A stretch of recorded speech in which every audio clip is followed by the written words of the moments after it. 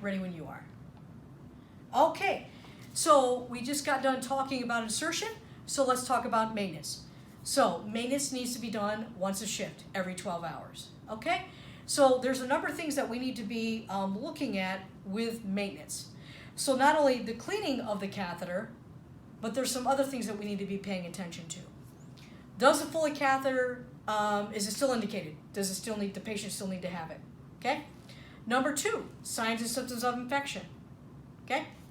Number three, is it secured on the thigh and with a green clip to the bed, or blue clip, whichever catheter kit you used to have, okay? The other thing, you see how this is secured, closed, okay? We need to make sure that that is secure right there, okay?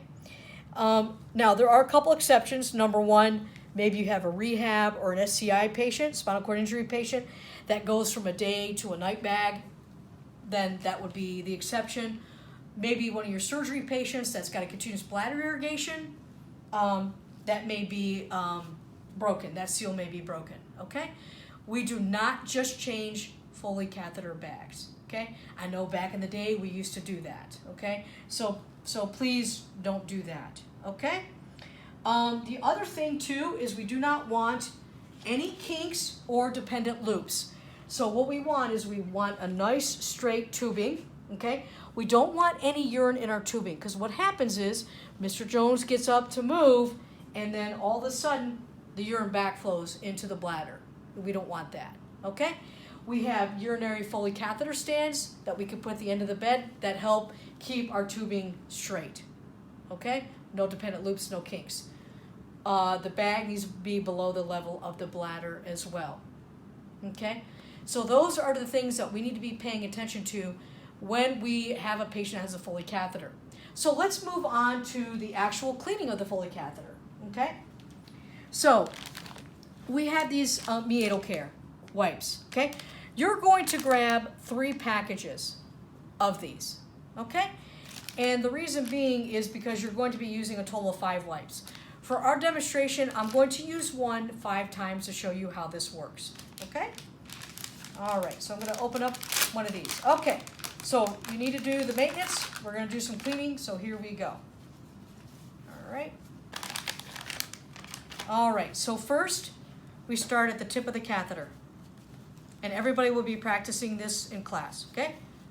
All right, then, okay, that's 1, okay?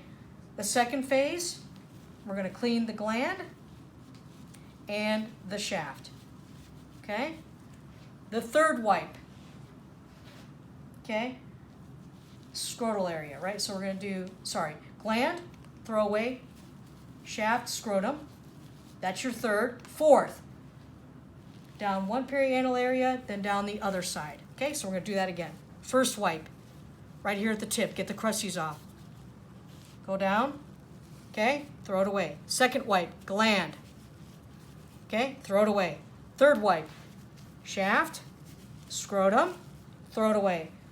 Fourth, here. Fifth, down the other side, okay? On females, the only difference is instead of doing the gland, scrotum, and shaft, it'll be one for one side of the labia, one for the other, okay? Now, we also have to clean the bag. So we come over here. I always recommend grabbing one of the CHG wipes because the bag and that is probably filthy, the bag and the tubing. So I take one out, see this, grab my tubing, like so, and then I'm going to use the other one. And again, if your bag inadvertently falls on the floor, please grab one of these and clean off your bag. And that includes our little piece here, okay? Please don't tip this on the urinal, okay?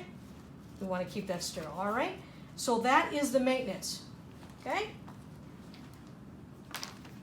Now, let's talk about specimen collection. The only place that we should be grabbing a specimen from is this port right here, okay?